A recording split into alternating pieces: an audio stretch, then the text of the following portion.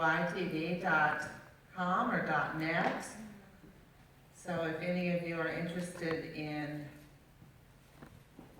the presentation, it will be available. Okay, welcome all of you to One Book, One Campus at Oxnard College. I'm Dr. Marie Butler. The Sociology Club here on campus sponsors this event every spring. And this year, we're very proud to present Ms. SHIYMA Hall. She is a survivor of an experience as a child that we would not wish on anyone. She's going to tell us about her experience as a child slave and her growing up in American society and what it means to her now. So I think you're going to be more than rewarded for reading Hidden Girl. And so without further ado, here's Ms. SHIYMA Hall.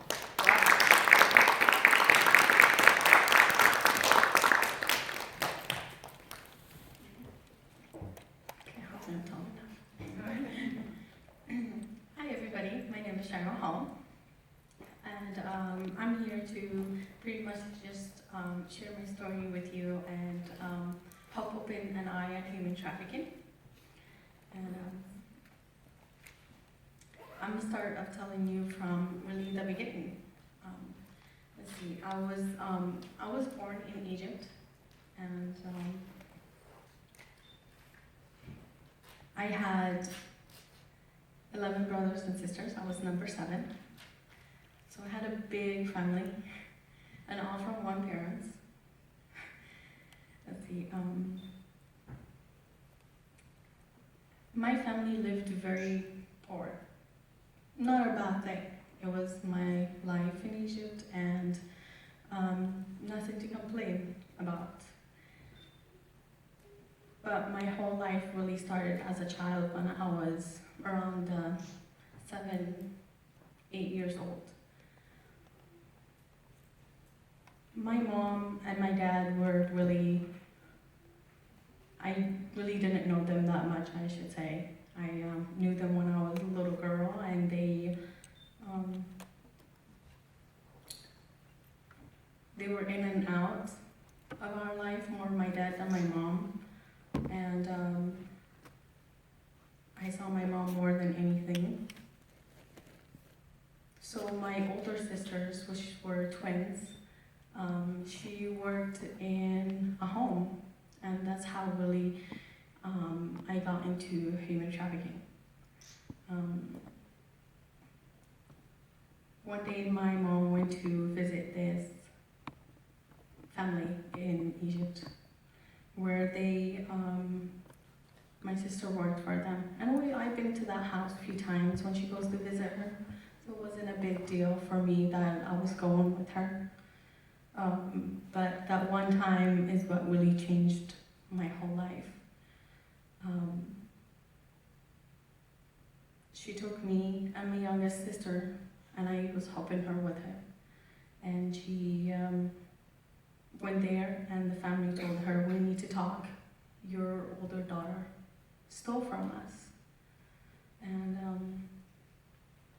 I went from being there to help her with my little sister to you're gonna stay pretty much in this home because they wanted somebody to stay and help repay what she stole from them. And my mom agreed to that. So instead of going back with her, I ended up staying with these strangers, and my job was to, pretty much repay what my sister stole and to help clean around the house. And as a little kid, you really like to say yes or no back to your parents. I stayed and my mom left. And I get get to know these people. They had 5 kids, 2 boys and 3 girls. And they had other maids in their home. Now, in Egypt, you don't really get to know that certain stuff like that is human trafficking. I'm sure a lot of people know what human trafficking in Egypt is, but they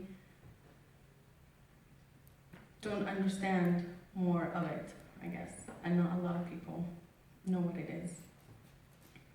I ended up staying with them in Egypt, the family. And from me staying with them in Egypt, it came out to be an interesting life. I didn't understand as a little kid you should be in school or you should be doing something else. Mine was to help clean the house, and it went from helping clean the house to helping taking care of the kids. They had other maids in the house that helped me, tell me what to do, what to clean or how to do things. But as a kid, all I did was like miss my family. I went from one day being with them to not being around them at all. I stayed in their home in Egypt for a year. I saw my mom and dad for maybe, it was actually twice. I talked to her once and I said, I miss home, I want to come back home. And she told me, just a little more, you still have more to repay for my sister's debt. And it's more of, I guess as a kid I was really sad about that, hearing from her, felt like she didn't want me there. And then one day they came to visit and they said, the family is moving out of the country. And since you're not done helping repaying your sister's debt, you're gonna have to go with them. So from there, I had no say in anything. They brought this guy that I never met before, said he's gonna help you through the process and the paperwork. I went with him a few places. One of them was to get my passport. Got my pictures done for it, and they said, if anybody asks you anything, just remember, I'm adopting you. That's why we're doing this. But really what he was doing was, he was just trying to smuggle me back into the country. When with him on an airplane, he didn't even sit with me in the airplane. He sat in a different section of the airplane than me, but once we change plane, he will come and get me. From there, I was in America with him. Going through the airport, this one guy, I remember him very well because he even looked at me and looked at this guy, and the guy who was with me was white. And here you are, you see like this dark girl with him, and he's like, And then he was like, oh, she's visiting, and I'm adopting her, so I want her to see where I live. And it was like nothing. He gave him my password, and that was it. I was in the US. No one asked a question. No one said why this little guy is here. And he pretty much, after getting a car, he handed me to the mom, because she was already in the US before me. And that was his obligation. That's it. I didn't see this guy again. I didn't talk to this guy again. And he just handed me like I was a package. And that's really when it comes to the human trafficking part too. The mom showed me the house after we got there. They lived in a beautiful home, gated home, where they had security all around to make sure that everybody in their home is safe. She showed me the house. She told me this, everybody's room. I won't be doing much, you know. You're still little. I was about 8 something by then. You won't be doing much, you know. You'll be only here for a few months to be done and paying your sister's debt, and you'll go back home. Okay.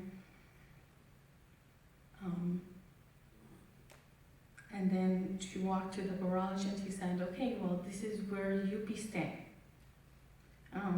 You know, and that's really my first day with her in America.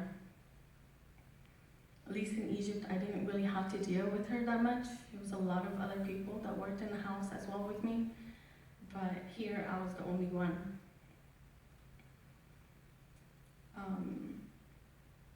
From there, my day starts by getting up in the morning, getting all the kids' clothes ready for school, lunch for school, breakfast, getting them whatever you need, the 2 twins. But it went from me doing the little twins to the 3 girls to the mom and dad. Now, mom and dad didn't work, they stayed home. They were very wealthy people, so they didn't have to work.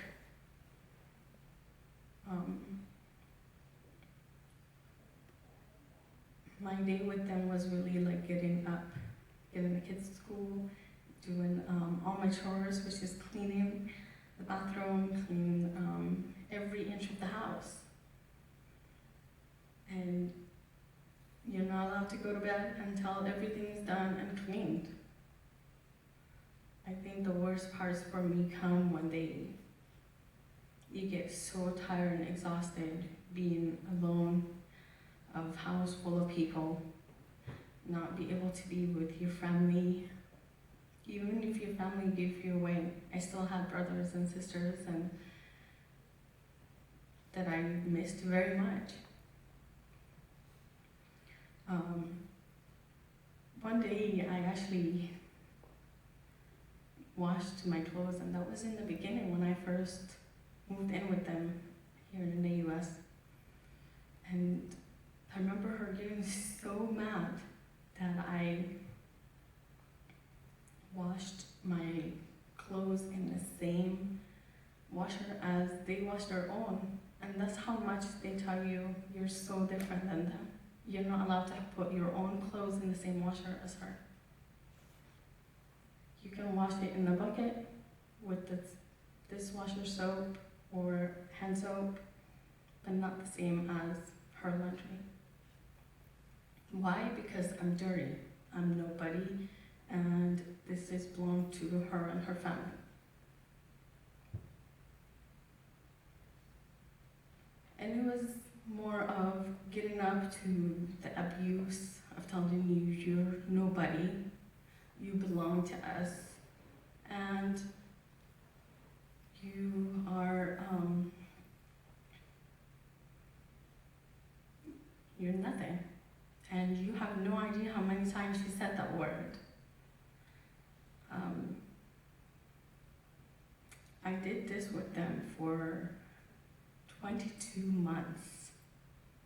Living with her and her family. She had kids that she taught them well of being understanding that when you have mates, they're mates, and that's how you treat them. Even her little kids would treat you like nobody.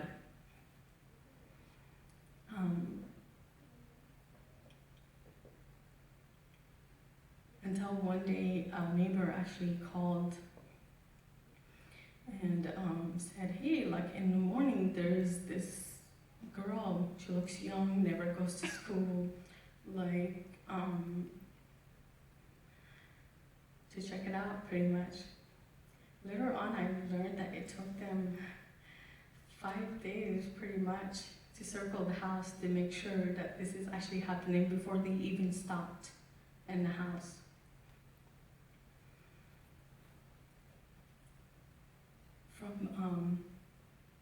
From the cops coming one day and knocking on the door and telling them, you know, hey, like, what's going on, trying to check out the situation. The dad opened the door, and I was in the house. He told me to walk away.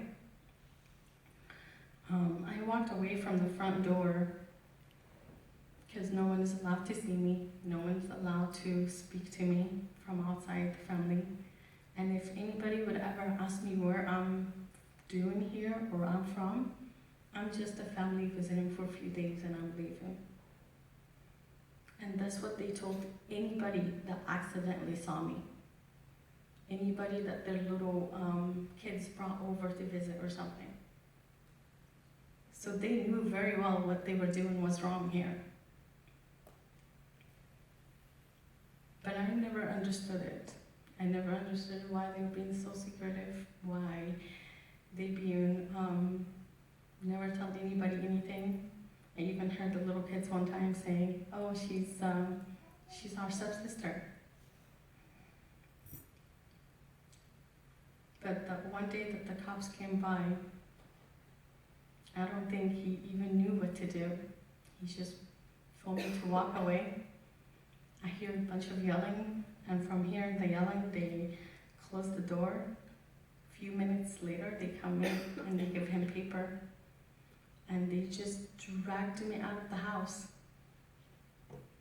I honestly had no idea what was going on. I have to say, I thought it was the worst time of my life. Everything came rushing through my head. Didn't tell me if the cops ever see you or take you, you never see your family again. You will be beat to death. You don't belong here. They will not ever, ever let you go back to your family again. And that's exactly what happened. They just dragged me out, and I didn't even speak their language. They didn't speak my language until they got somebody over on the phone and said, hey, listen, like, these people are trying to help you. And he was speaking to me in Arabic, and he was like, don't worry, just, you know, go with them. Like, that's gonna make anybody feel safe. And I never ever stepped a foot back in that house again since that day. Even as I'm leaving, the dad tells me, if they ever ask you anything, and he was speaking to me in Arabic, just tell them, you don't work for me, you're just here visiting. And they were telling him, you know, to stop talking to me, and pushed him like out of the way. I think that was the last time I seen him since the court date. And that was in 2001. And the court date was like all the way in 2007. From there, I lived my life in the system world. I went through foster care. I went through multiple foster care. It wasn't a bad thing that I went through different foster care. Actually, it helped me show me who I am and what I want to do with myself. I didn't want to be just nobody. I wanted to be something. As much as my parents wanted me to come back home, speaking to them on the phone when they first took me back to this group home, and they said, like, you just need to come back home. You're not being fair to the people that put a roof on top of your head, that fed you, help you repay your sister's debts so it doesn't go to jail. And they thought 100% what these people was doing to me was okay.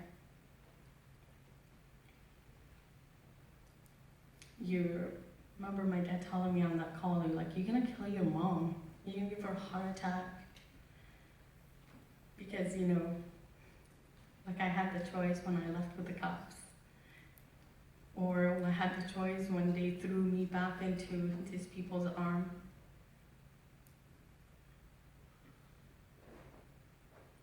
I really didn't have too much to say to him. I knew I didn't want to go back home. I knew I didn't want to go back to Egypt. I knew I didn't want to see the life I had. Because if I would have went back home, I guarantee you I would have been in the same situation. They would have threw me in somebody's home. They would have been ashamed of me somehow, and been off to marry somebody. Or I would have been still nobody. As much as the social worker that they assigned me told me, every kid has to go to try to go back home. They were good to me and they fought for me to stay in the country because my parents had the right to me.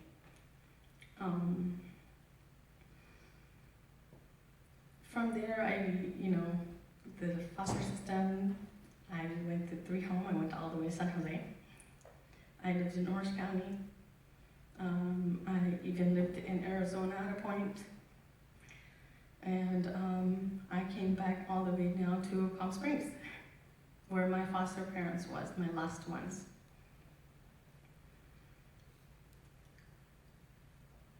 And yes, I moved a lot. And it wasn't the system, it's more of the parents I went to. It was more of the family that I went to. Either they were in it for the money for the kids or in it to help the child.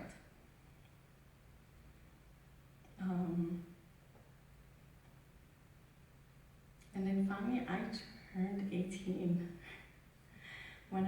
Before I turned 18, it was I'm back up a little. When I was 17, almost 17 and a half, I got adopted by my last parents. Because if I would have got adopted before I turned 18, I would have became a citizen. And I would have not had to go through the system of becoming a citizen. And I did not want to do that. And that's how my last name became Hall.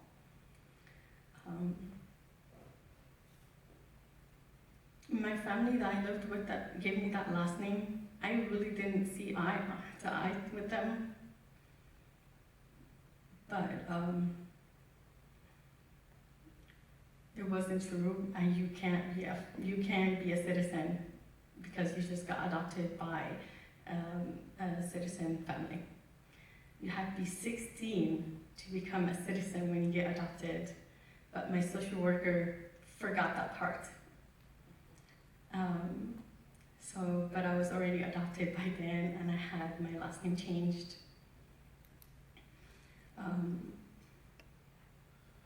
From there, in 2011, I became a citizen, but I went through the system, and I did it that way. And I wanted to become a citizen because I honestly did not feel part of any country then. I didn't feel like I was Arab, I didn't feel like I was American, and I didn't want to be Egyptian. I felt like the country didn't believe in their children for me to be in the situation and the horrible stuff I went through.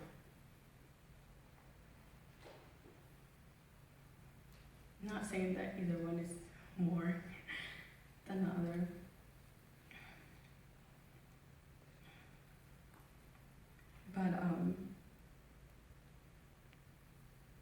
2011 actually was a good year for me with all the stuff, everything else happened. I became a citizen. I knew I was becoming a mother. So I had a good year.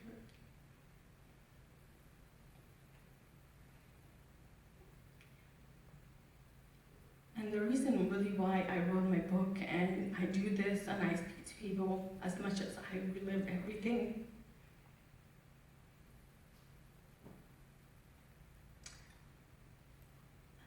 a lot of people don't know what really human trafficking is. Don't know that it's because we're in America, it doesn't happen. I lived in an amazing neighborhood with security that made sure these people are safe, but didn't know they abuse kids, didn't know that they keep kids against their will.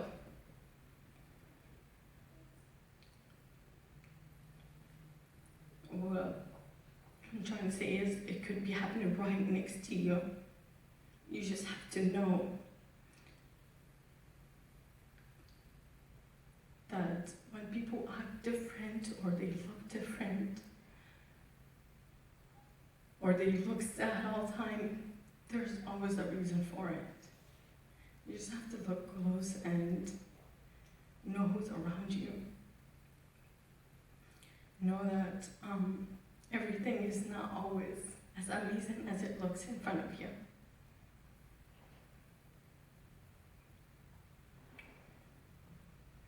And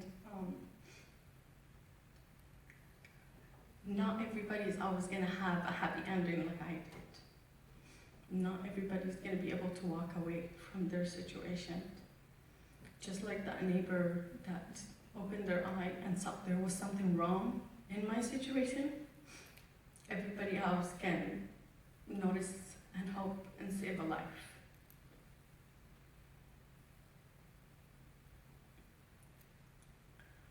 You know, I get asked the questions, you have such a hard time doing this. I'm like, you know how many people actually, when they hear me doing this, they can actually look around and see something wrong. And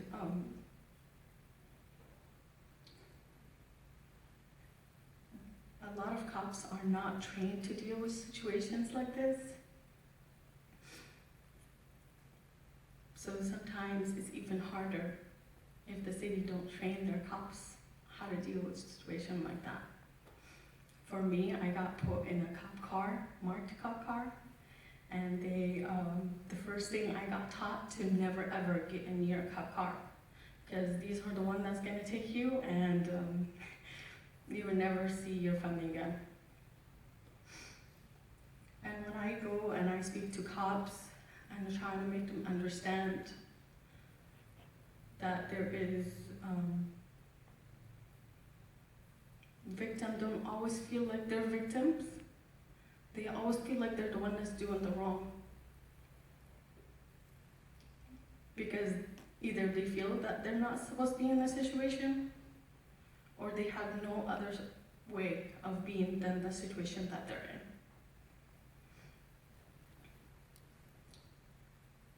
I hope this helps you guys understand that there's a lot going on in other than our own life. And if you guys have any questions, I'm more than happy to answer.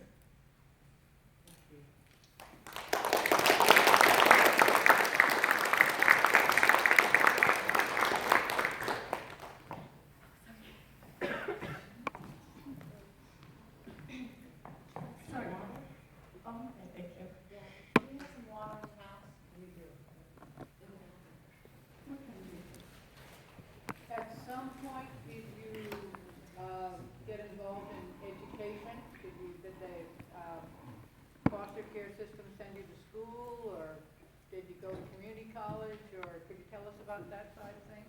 I actually did. I went to, so sweet, thank you.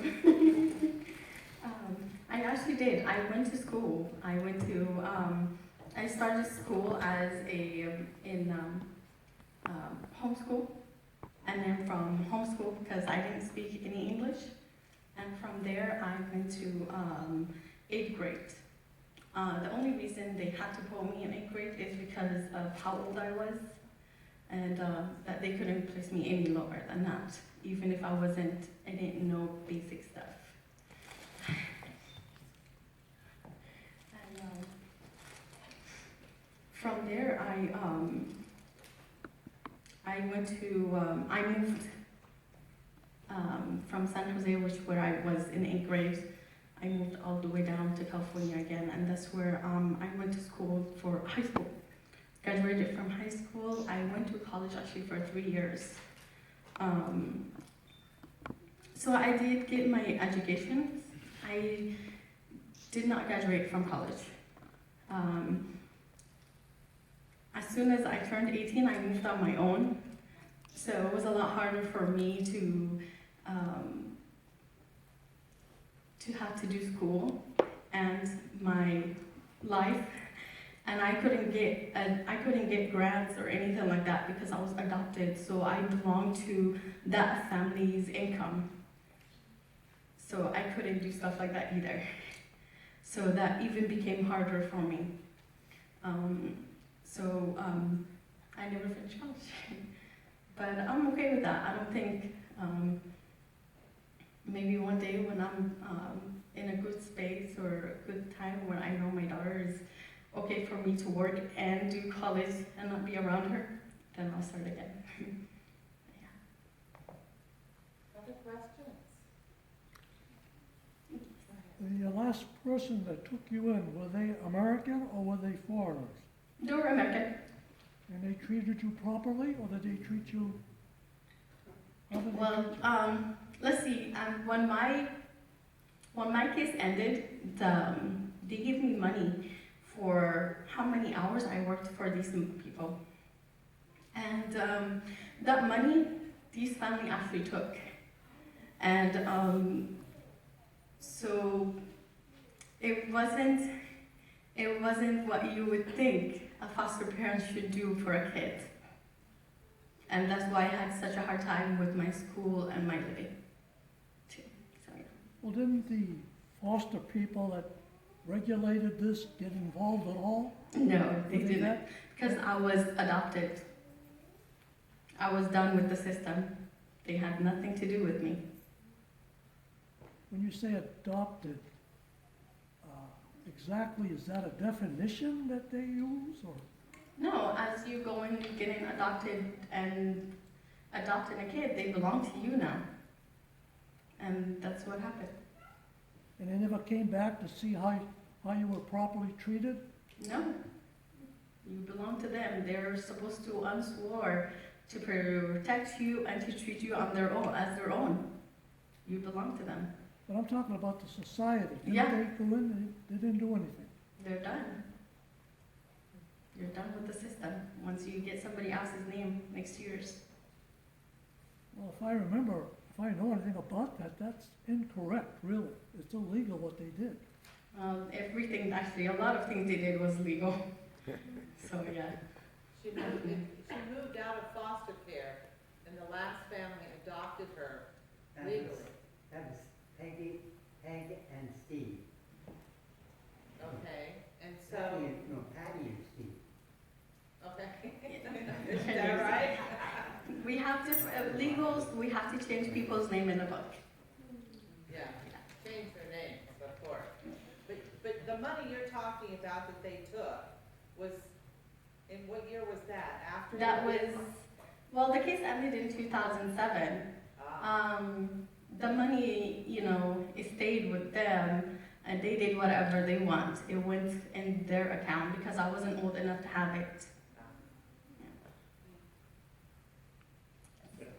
That sounds like you have obviously very strong feelings about the foster care system in this country, almost as much as you do about human trafficking. Would that be correct? Honestly, no. Just because the system is built to protect a child, is the foster parents that take it and make it their own. Yeah.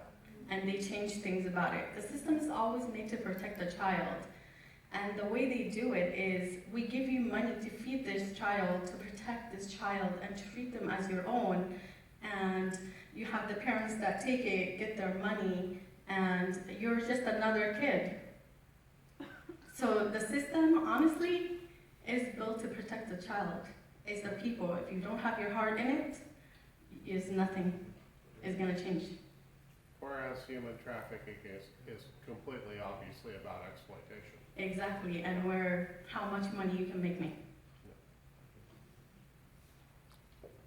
another question. Yeah, with the book that you have now written, has anybody from the political scene come to you and asked you to maybe help them prevent stuff like this from happening? I speak out all the time, and I try to go and we do a lot of help training cops and help them understand how to treat the victims and stuff like that. So I try as much as I do to help. So, yes. Have you heard any parents up to this date, or you haven't heard anything? Last time I spoke to them was in 2009, and that was the last time I spoke to them. And honestly, I don't reach out. To which family was that? Oh, my family, Your, my biological. your biological family, yeah. I read in the book that at the age of 21, you became a U.S. citizen. How was that? It was amazing. In 2011, I did, and it was a good experience. Yeah.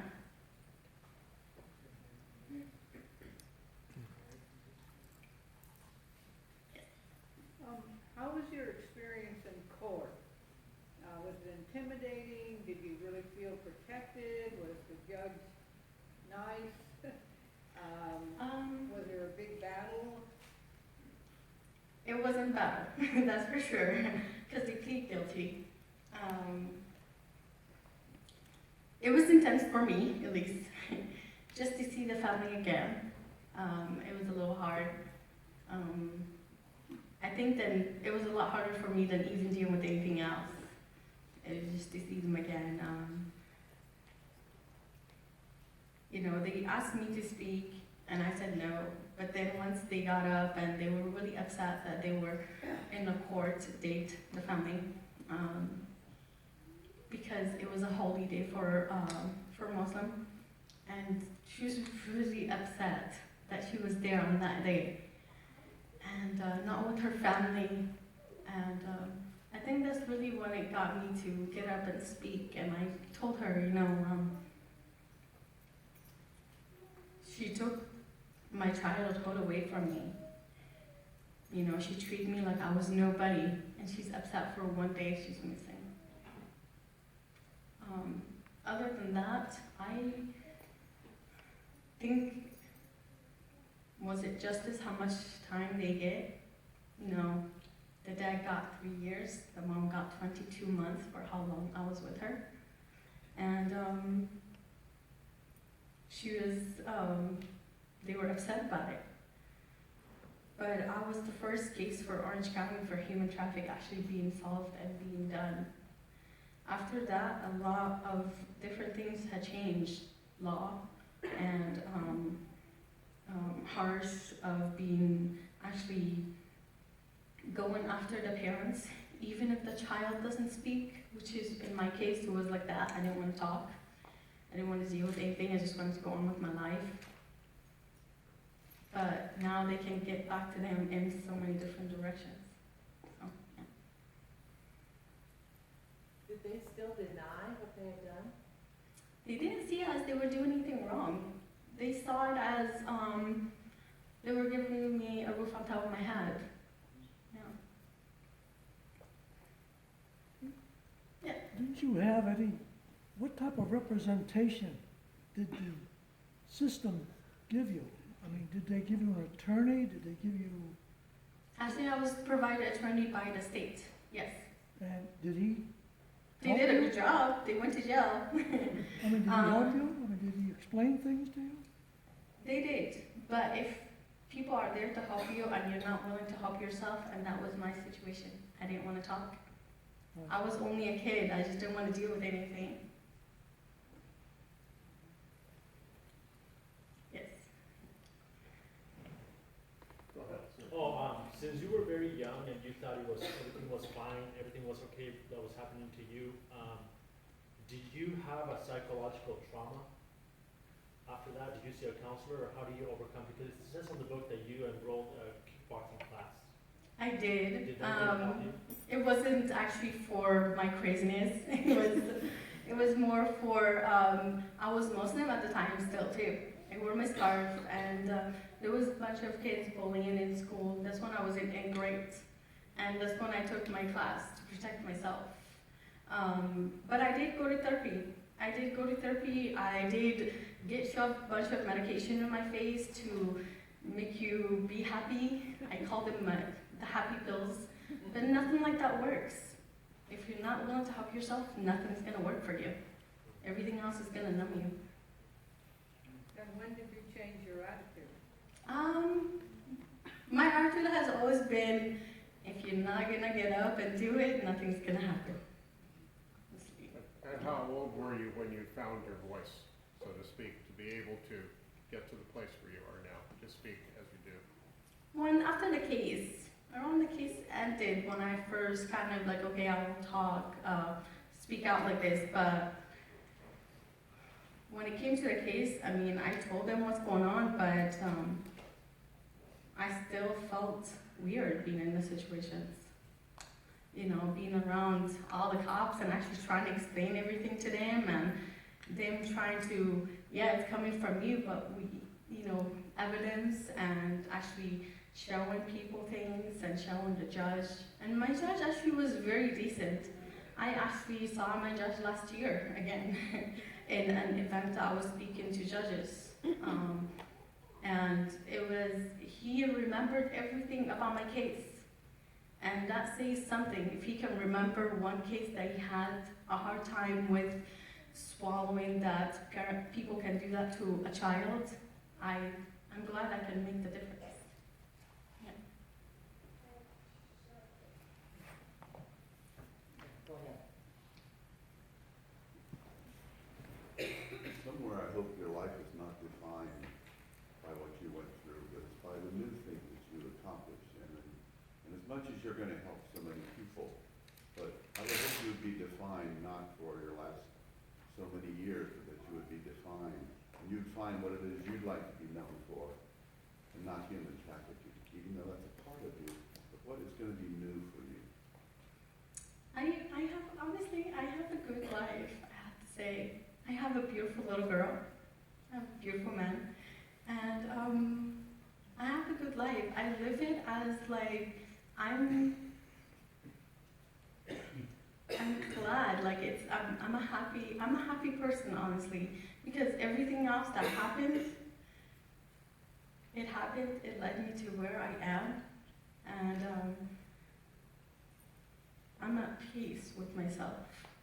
I am, just because if I'm not in peace with myself, I think I'll stay angry and bitter, and that's not the kind of person I want to live my life. I live it as like, I'm grateful for the moment I'm in. And yeah, I wanted to become a cop for the longest time. But honestly, right now, I don't know what I want like that in a career-wise. I have a career, I work in a retail, and I'm okay with it. Just because I don't feel like I have to do something, I have to be somewhere. I have to be this person that everybody imagined me to be.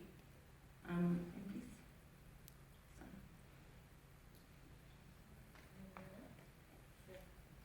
Yeah. In the book it says you went to places like Disneyland and SeaWorld, but you weren't allowed to ride any of the rides. So how was that at the time? It was like every day I lived with them. I was doing what I was supposed to, and I took it.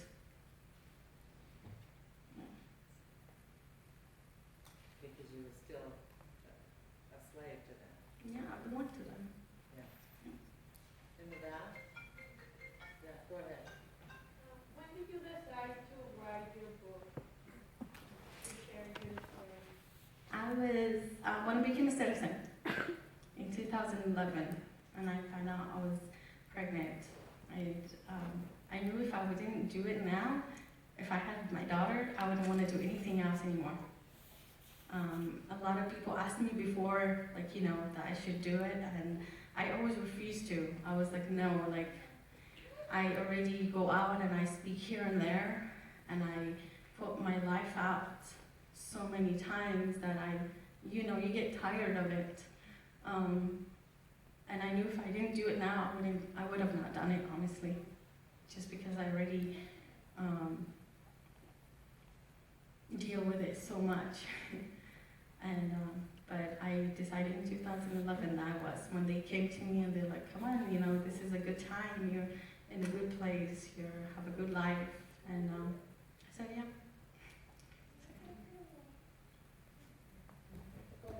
It doesn't say in the book, so we're curious. Did you marry Daniel? No, I didn't marry him, but he's still here. He still exists. No, I haven't. Did you have a baby by him? Yes, I did. Yeah, I had a little girl. Yeah. Thank you all. Is anyone else? Questions? We really appreciate Shima coming today. Yes, one question. Sorry. Oh, one more. Oh. He's good. How do you feel today? I feel great. I feel good. I always feel nervous when I do this, but in my life, I feel great. I do. Yeah. Have you had any opportunity to travel around the United States, go to Yosemite or Washington DC or whatever? Or you just pretty much been in California? No, I actually travel a lot. I do.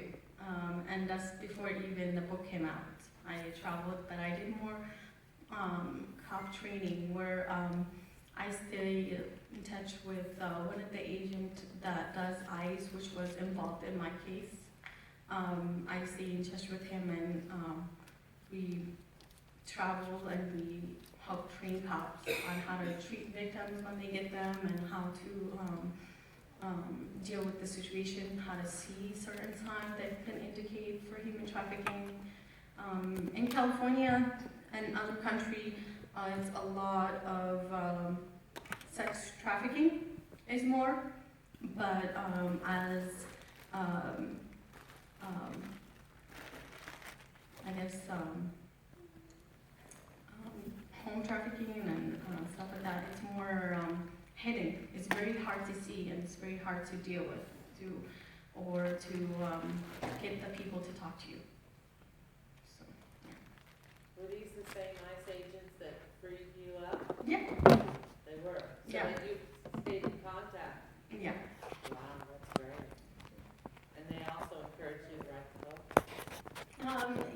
He always have, but they never like push anything on me. They're more of a, I try to help with the system than, yeah.